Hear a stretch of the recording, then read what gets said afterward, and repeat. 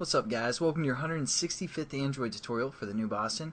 And the reason I showed you that previous tutorial where we didn't have a configuration is that our onUpdate method gets called, but if we add that configuration back in, the onUpdate method won't be called until the first time it is called, so like within 30 minutes of putting the widget on the phone. So again, we're just going to add that configuration class back in. Again, we just have to refer to our package name, com.thenewboston.travis, or whatever you guys' package name is, and then our class name that holds configuration, which I called widget config, and that will get our configuration going. So now what we want to do is we want to go into our configuration class and set up, set this up. Again, our configuration class is going to be activity that gets launched when the widget is placed on the home screen. So again, it's going to be activity, so we're just going to say extends activity, and we're also going to use a click listener, on click listener, because again we have that button, so we're just going to implement that now. Alright, and then we have to add our imports and add our unimplemented methods for click listener, and we also want to add again the onCreate method. Pretty general to everything else we've done so far, so we'll just add that in there. And we're going to set our content view to our configuration layout, so set content view in r.layout.widget configuration or config. We have our layout set up. Now we're going to set up our button within that layout. Again, nothing new here. We're just going to call this button B. Find view by ID.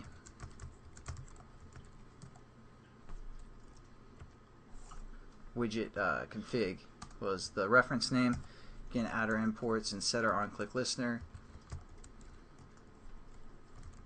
to this because we implemented it.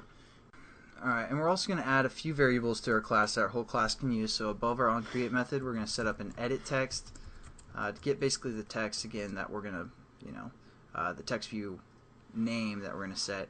So we're just going to call this info, something like that. And we're also going to set up a app widget manager, which I'll explain what that does here in a second. But we're just going to call this AWM for app widget manager, and we're also going to create a context, which is going to just be the context of this class. We're going to set up a int that's going to be our app widget ID. So again, we're just going to say AWID. We kind of did this in the previous tutorial as well. Just add all our imports. And alright guys, so I clipped the video because when I implemented the onClick listener, it's coming from the dialog class, so that won't register with a button. That's why I was getting that error. So I just deleted those imports and then did it again, made sure that it came from the view class. So make sure you have this onClick listener.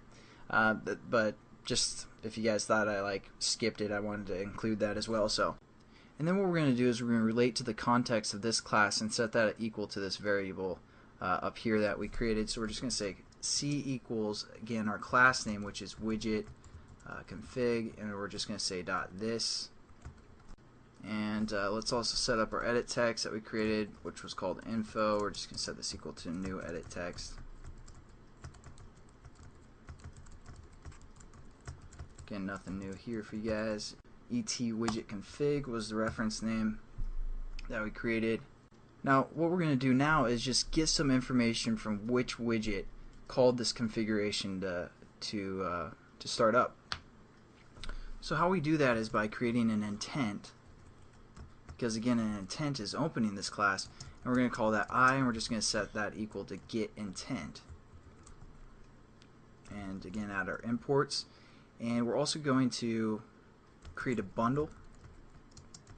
Again, kind of review for you guys. We're going to set this equal to our intent, and we're just going to get the extras from that intent that was passed, that we got the information from.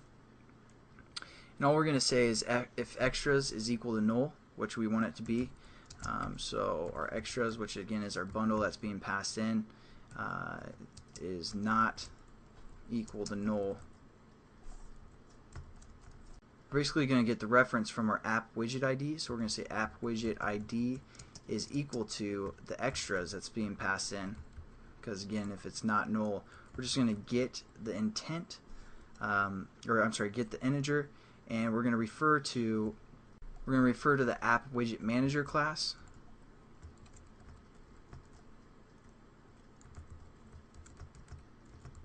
We're going to say dot extras or extra app widget ID, and we're going to give it a comma. I'm just going to hit enter to go down to the next line, give us some space to work. And for our second parameter, we're going to say app widget manager again, and we're going to refer to invalid app widget ID. And then we just got to close off our get int method there. So all we're doing is we're just getting the ID, and we want to make sure there is an ID that's being passed in. Otherwise, we can't really do anything with this widget. So it's just kind of a way to check that.